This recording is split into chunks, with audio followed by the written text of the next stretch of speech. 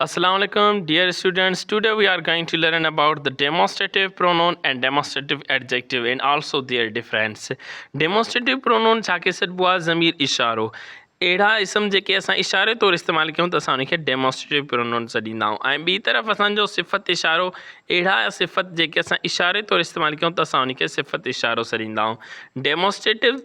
pronoun ऐं demonstrative adjective में फ़र्क़ु इहो आहे त ज़मीर इशारो जेके हूंदा आहिनि पाण सां गॾु वर्ब खणंदा आहिनि ऐं डेमोस्ट्रेटिव एडजेक्टिव वरी पाण सां गॾु नाउन खणंदा आहिनि असां एग्ज़ाम्पल ॾिसूं त पिया डेमोस्ट्रेटिव प्रोनाउन जा दिस इज़ माई पेन ही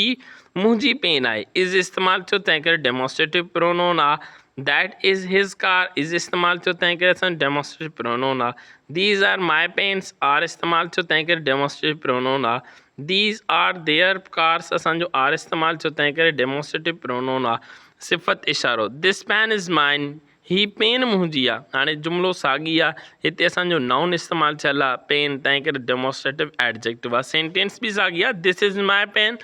दिस पेन इज़ माइन मतिलबु हिते नाउन इस्तेमालु थियो ऐं हेॾे असांजो वर्ब इस्तेमालु थियो that car is his these pens are mine those cars are माइन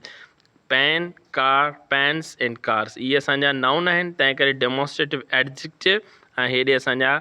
हेल्पिंग वर्ब्स इस्तेमालु थियल आहिनि इज़ ऐं हार तंहिं करे असांजो इहो डेमोस्ट्रेटिव प्रोनाउन दैट वाज़ the difference between demonstrative pronoun and demonstrative adjective thanks a lot